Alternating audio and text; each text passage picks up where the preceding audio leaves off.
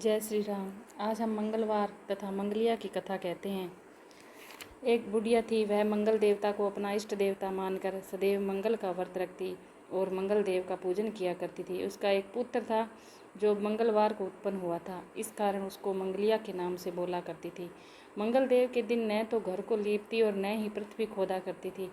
एक दिन मंगल देवता उसकी श्रद्धा की परीक्षा लेने के लिए उसके घर में साधु का रूप बनाकर आए और द्वार पर आवाज़ दी। बुढ़िया ने कहा, महाराज क्या आज्ञा है। साधु कहने लगा कि बहुत भूख लगी है, भोजन बनाना है, इसके लिए तू थोड़ी सी पृथ्वी लीप दे तो मैं तेरा पुण्य होगा। यह सुनकर बुढ़िया ने कहा, महाराज आज मंगलवार की व्रत किया हुआ है, इसलिए मैं चौका नहीं लगा सकती। कहो तो जल का छिड़काव कर दूं, उस पर भोजन बना लें। साधु कहने लगा कि मैं गोबर से लीपे हुए चौके पर ही खाना बनाता हूँ।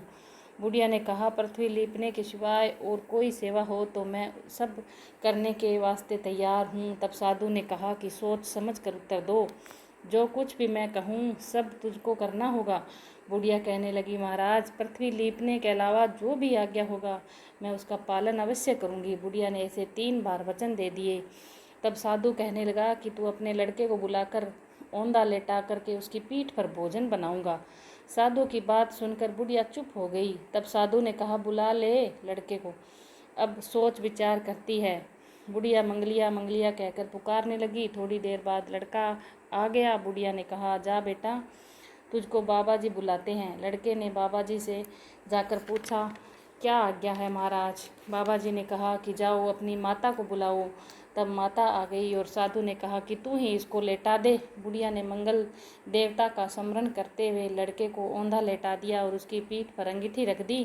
कहने लगी, महाराज अब जो कुछ आपको करना है कीजिए, मैं जाकर अपना काम करती हूँ। साधु ने लड़के की पीठ पर रखी हुई अंगीठी में आग जलाई, उस पर भोजन बनाया और जब भोजन बन चुका तो साधु ने बुढ़िया से कहा कि अब अपने लड़के को बुलाओ। वह भी आकर के भोग ले आए।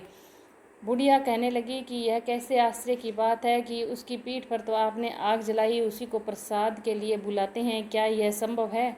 अब भी आपको लगता है कि वह जीवित है? आप कृपा करके उसका स्मरण भी मुझे न कराएं और भोग लगाकर जहाँ जाना चाहें वहाँ जा सकते हैं। साधु के अत्यंत आग्रह करने पर बुढ़िया ने जो ही मंगलिया कहकर आवाज़ लगाई, त्यों ही एक ओर से दौड़ता हुआ आ गया। साधु ने लड़के को प्रसाद दिया और कहा कि माई, तेरा व्रत सफल हो गया है। तेरे हृदय में दया है और अपने इष्ट देव में अटल श्रद्धा है, इसके कारण तुझको कभी कोई कष्ट नहीं होगा। बोलो।